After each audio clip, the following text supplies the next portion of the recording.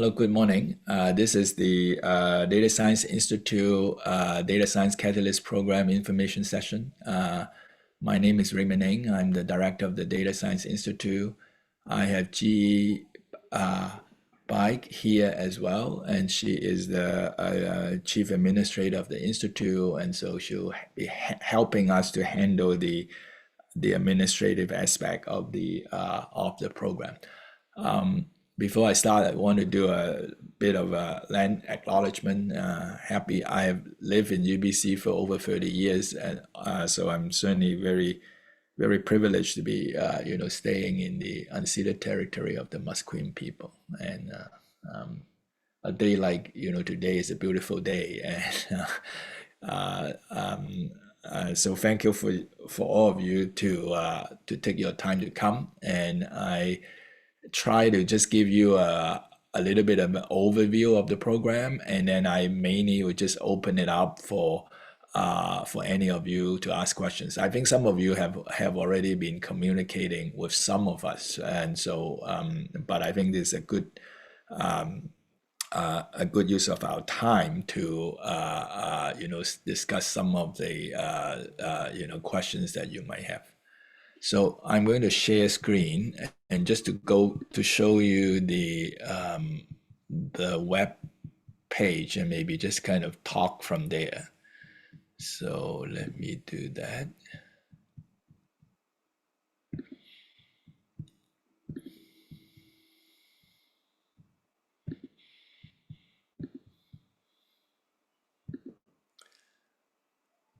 I assume you could see my screen.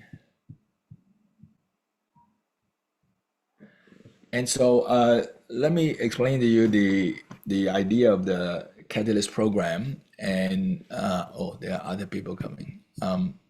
The Catalyst program is we would like to be able to select 4 projects every year. And so in this current round, because we plan to do it once every 6 months for project proposal, in this round that is going to have a deadline, May 10, Friday next week. We plan to select 2 projects, and each of the selected project, there will be a Data Science Institute resident data scientist to work with you on that project. And we obviously want to focus on projects where you already have a lot of data. Is a much lower priority for us if your projects haven't collected the data. And then in that case, we will want you to come back when you have collected your data. And the idea is that the resident data scientist is going to work with you and maybe a trainee of yours, a postdoc, a PhD student, together to work on that data, for a year. And the only other requirement other than the data is that you will, to the extent that the projects are going sufficiently well, you are going to submit a grant based on some of the work done by the data scientists within that 1 year. So we are not asking you to guarantee that you'll get additional external funding, but we are just asking you to be able to, submit a grant. And so that's it. So the motivation is really twofold, is really trying to provide some help for some of you who might have a lot of data, and you have some data science problems that you want, to get help. And I would say, get some professional help, and then guidance, from me on how to proceed. But then the secondary, purpose is also to be able to train up your own trainee, in your lab, in your research group, so that after a year they could totally, take over, and then you would need to have minimal, help from the Data Science Institute. And I think, in fact, that's really the the gist of the program. And this is a 2-year pilot initiative. So we would like to see, obviously we would like to track outcomes, and we'll see how that goes. And we don't actually know that how many people in the Faculty of Science will be interested. We don't know what kind of data. We imagine that it may be, it could be from ordinary, structured data. It could be time series data. It could be imaging data. It could be text data. I mean, it could be data of any kind. And so it's really a very open, call. And then we will look at the projects, and then we will have. Maybe the only other thing that I would say is that we actually have an adjudication committee that are members of the DSI Executive Committee that will be looking at your proposal, and then we'll rank it. And as I said earlier, every call the plan is that we will select, 2 projects going forward. Maybe the other thing that I'll add is that even if in a round that your project is not selected, there is no restriction that you cannot resubmit again. I think we obviously want to help our colleagues within the Faculty of Science. So maybe after you get feedback from the first time that you submit and the project is not selected, you get the feedback, and then next time then you resubmit again, and we'll be very open to that.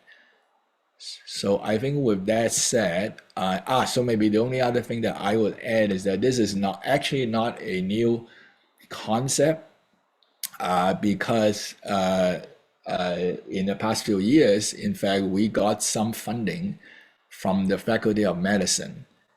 And in fact, the Faculty of Medicine wants some help from the Data Science Institute, and we, in fact, run a similar version of this, with them. And so there are actually still a few projects going on, and I think that many of those projects are actually going very well. And so I think to some extent, we have some experience running this kind of program. We also have kind of a blueprint in terms of how we want to make this data science catalyst program successful. So maybe I will stop, and I will just let you guys come in and ask questions.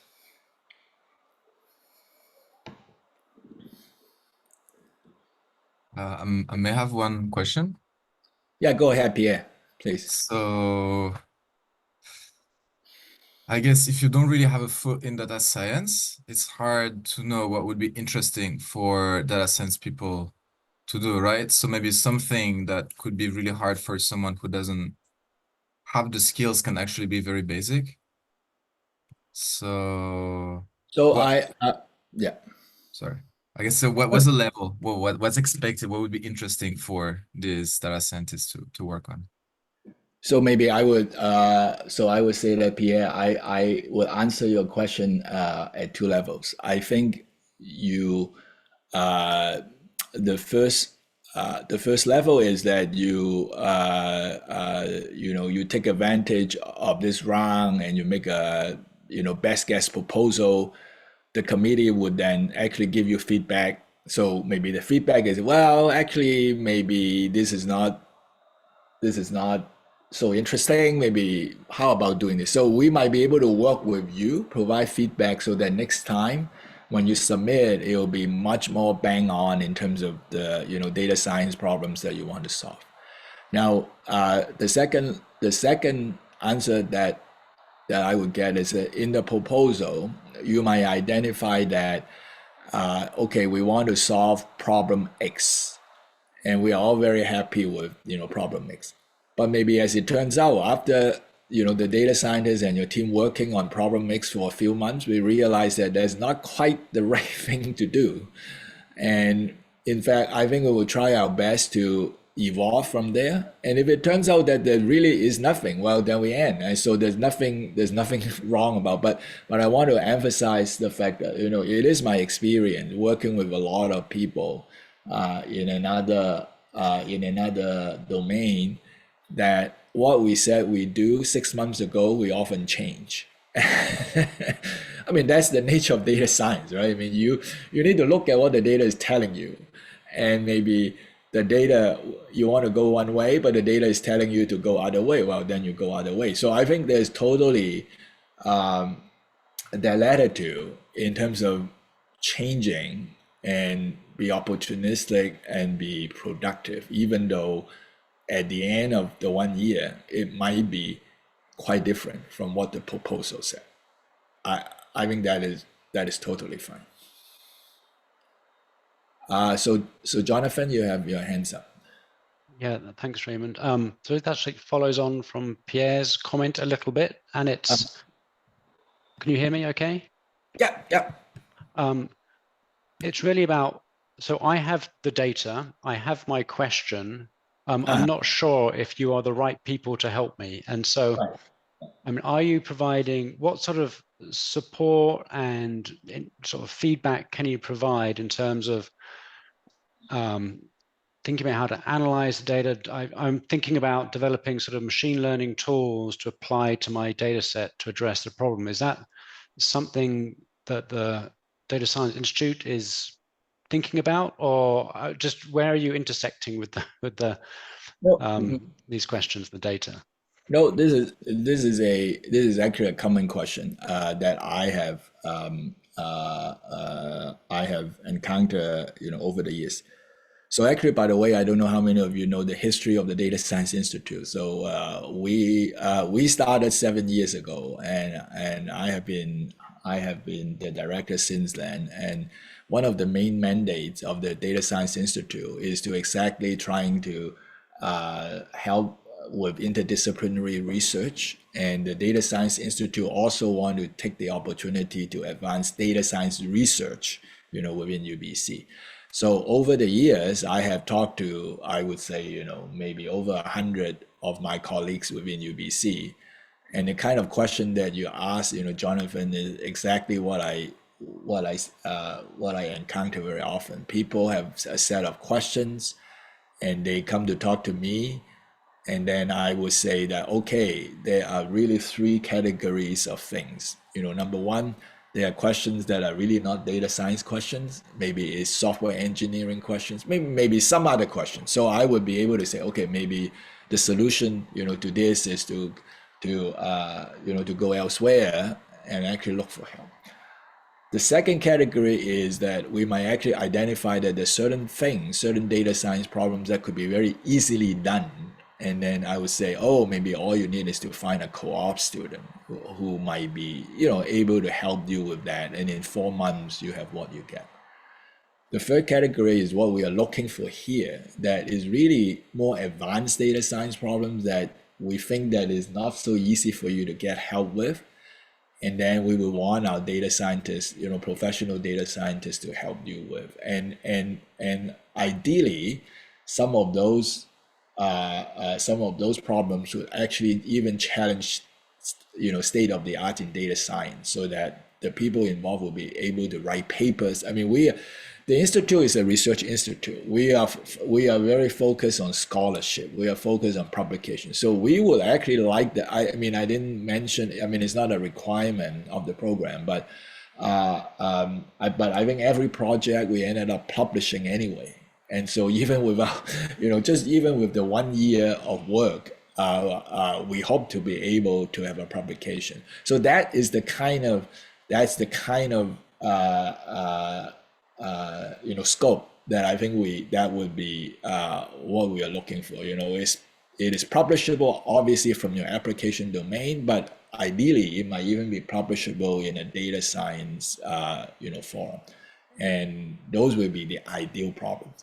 Easier problems, we might be able to give you advice. And so, going back to Pierre's problem, maybe I think the first way of helping with this conversation is you take your best guess, submit a proposal, and then once we see the proposal, even if it's not selected, there's good chance to follow up and say, oh, Jonathan, maybe we should have a coffee, and then you say, oh, maybe you tweak it like that, and it might be a lot more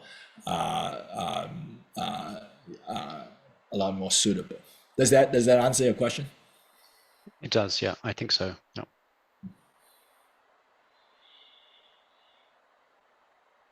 I can follow up with other. Oh, go on, Sonia. Sorry. Yeah, Sonia, you want to ask a question? Thank you. I have a couple questions. One about the residents themselves. Are they recent graduates from the data science program? Obviously, they'll bring in expertise that my research group doesn't have, but are they coming in fresh out of school, or do they have a bit of experience behind them? All our resident data scientists are actually at the postgraduate level, so they're at least master's degree. We actually have, we are fortunate that we actually have, postdoctoral, people who actually join the institute and become professional data scientists. But the resident data scientists are really professionals, and many of them actually have prior, work experience. So I like to claim that we are quite high end, and so that this is why we want to really tackle some of the you know some of the hard problems. For you, as you said, you might not have the expertise directly in your lab, in your group, to tackle those problems. Right, and they're going to work with the guidance of someone in the Data Science Institute. So it'd almost be like a collaboration. Yeah. We will. Yeah, we will. I mentioned about the some of the projects funded by the Faculty of Medicine, and in some cases there were actually faculty members in the institute who actually work in those areas. So then they'll be working with the Faculty of Medicine, PI, on that. And if that's not the case, we will, I will, I will oversee the work. Great. Okay, then my last question is really practical in terms of the IP we generate together. It will be obviously proof of concept type work that we have to support a grant, but does that IP belong to Data Science Institute, or the like the person collaborating it, or is it a shared agreement, or how's that managed? The Data Science Institute has no IP ownership. Everything just belongs to the inventor. So so let's just take this example. So let's say that it is your team, and then if it is determined that the Data Science Institute resident data scientists, because they put in significant time in the project, then they may co-own that IP, but there's really no formal agreement. So we really look at this as we are all within UBC, and then it is just basically UBC IP rules. But there's no additional claim by the institute about IP.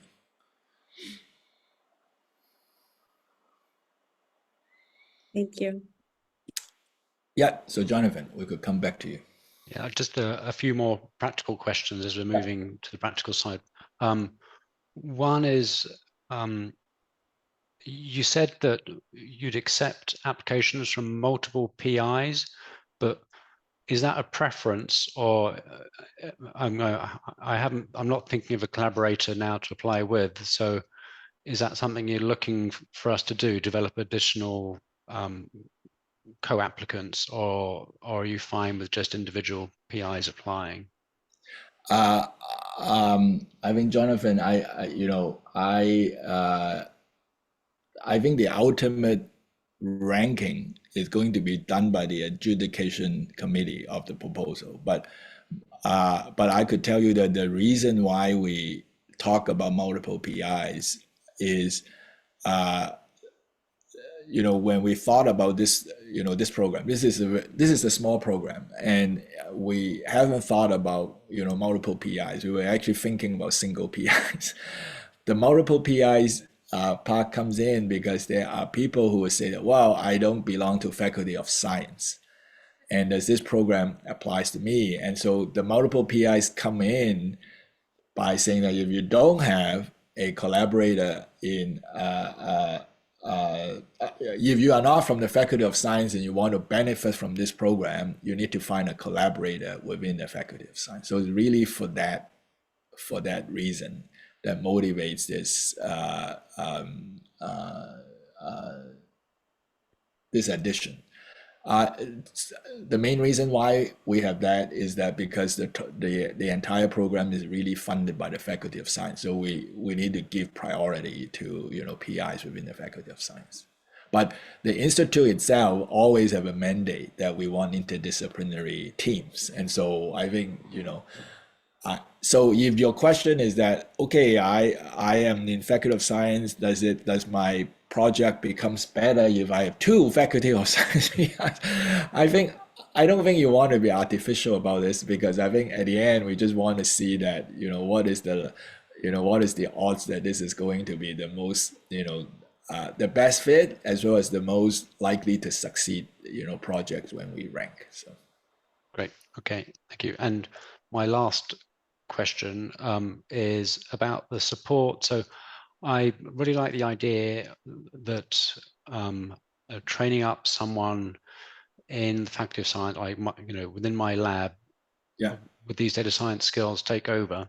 But there's no financial support to support that person during that process. Is there no, there's no financial support. I think we were just imagining that person is already in your lab. You're already financially supporting them, and the support that we provide from the Faculty of Science is just the resident data scientist, salary time on the project. And so, in a way, is already the Faculty of Science, putting in financial support to help with your project. But there's no additional support to that trainee in your lab. Great. Going back to Pierre. I have another more practical question that's concerning the application itself. So when you say key objectives of a multi-year team grant, is it in terms of the data, or is it more in terms of the questions we're trying to ask with the data that we got? It is more the latter. So we want to see a little bit about the bigger picture, that at the end of the 1 year with the resident data scientist, when you apply to NSERC, let's say, or CIHR, or wherever, or CERC, when you apply for that external grant, what is in general, what is that you'll be applying for? So we want to see how this 1 year could be propelling your future, multi-year grant. Does that help? So it's kind of a really short summary of the grant that we're trying to apply for after. Yeah. I mean, we are not adjudicating that grant, because we don't have the funding. But we're just, so the way that I see it is that we want to see what is your for that grant. So let's say there is a 3-year grant that you're going to submit to NSERC. And then essentially what you are proposing is, well, let the data scientist and your trainee do the first year and get all the data that you want, so that when you apply to NSERC, it just increase your odds. I could mention to this group that if you are not familiar with the Data Science Institute, we have a postdoctoral matching grant program, which is quite similar. In that matching grant program, we have been tracking. You have that program for a good many years, and the matching grant and the external grant that comes back into UBC is actually a few times the total amount of money that we spend into our first year. So we are hoping that we see the same thing, that by helping you with doing more or less the first year of what you're thinking, it increases your chance, it increases your odds, so that you actually bring back additional grant, into your program, into UBC, and so that is really the metric of our Catalyst program. We're just trying. I mean, so it's like the Faculty of Science putting in some seed money to help you, so that you could bring back bigger grants. So now then, going back to your question, the way that you frame it is to say that how is what you are proposing, that the data that for this Catalyst program, how does that fit into your 3-year, 4-year thinking for that future grant? Does that make sense? Yeah. Thank you. Yeah. So Jess, you are the other, maybe you are the one that hasn't been asking questions. Do you have any question? Sure. So in terms of the thinking about framing a proposal for subsequent funding, are you imagining that proposal would be joint with the Data Science Institute and the lab that has the fellow embedded in the program? Oh, no.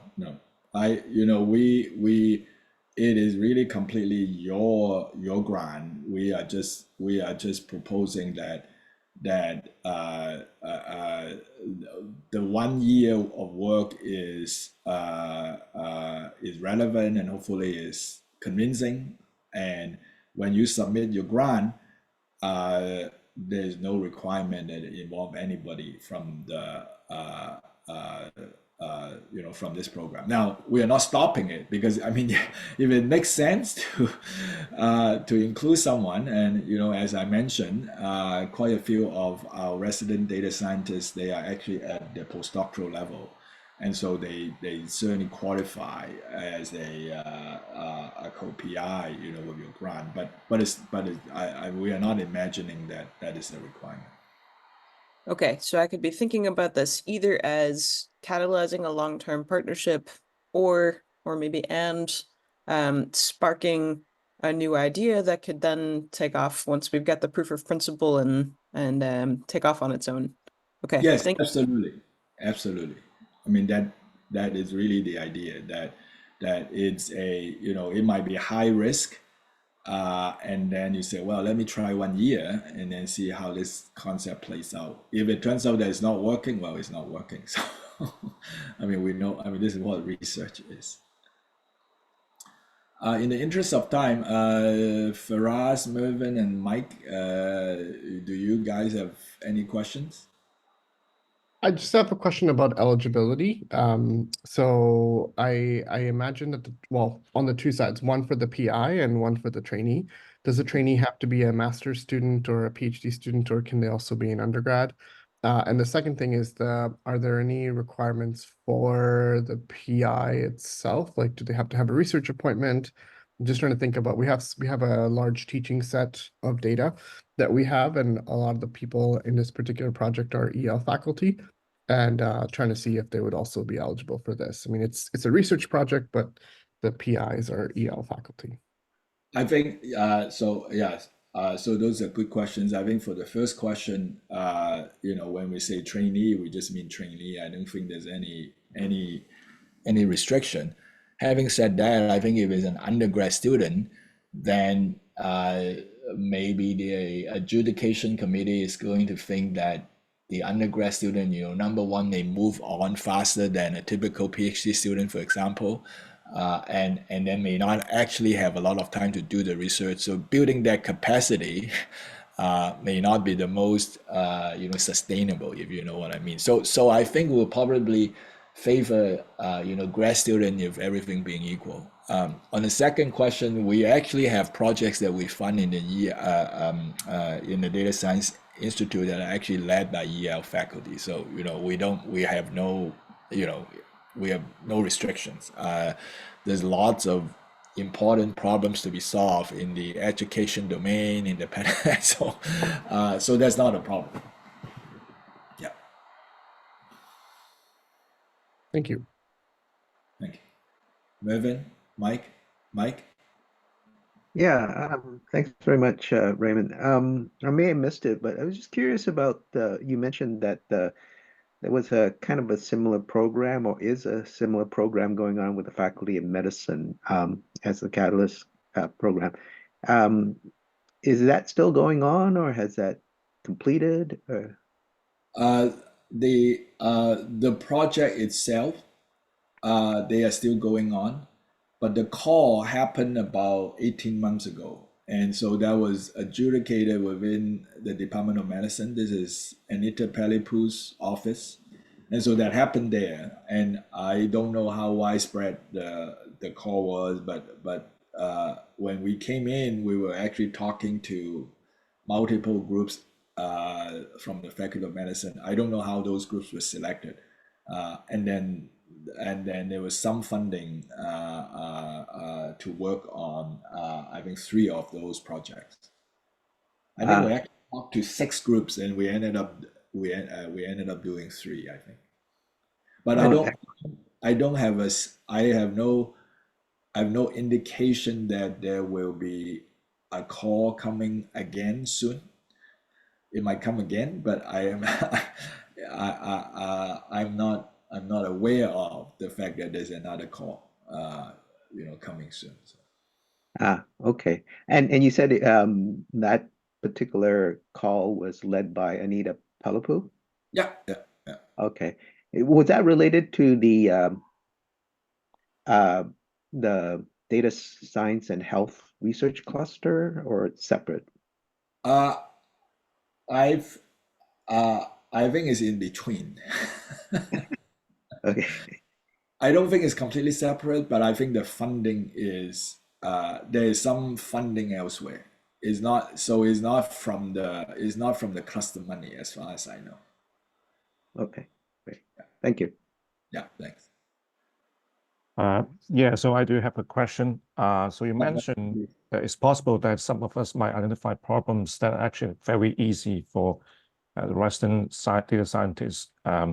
And if that's the case, then you might suggest us to look elsewhere, or you might give us feedback, and then we submit our application. So one question I have, is it possible to have this kind of comments or feedback before our actual submission of the application, so that we don't run into this kind of situations? Yeah, I'm not sure whether we'll have the capacity to be talking to a lot of groups about this, but I think so this is why I was thinking that it will really be helpful if you provide a 2 or 3 page, proposal, so that at least then we have that as a reference point, and then we could start, chatting. And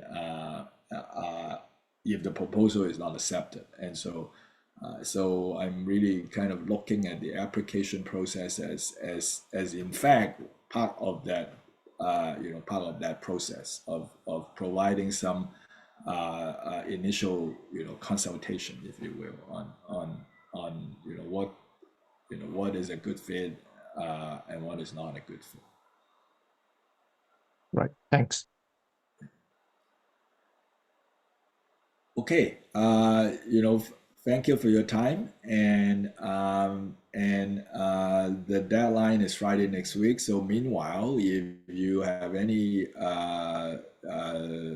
follow-up questions, feel free to send me email or GE by. So and our email address are on our webpage. So I hope that all of you are going to submit, and then we'll go from there.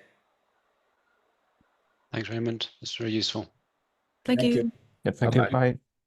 Bye. Bye-bye.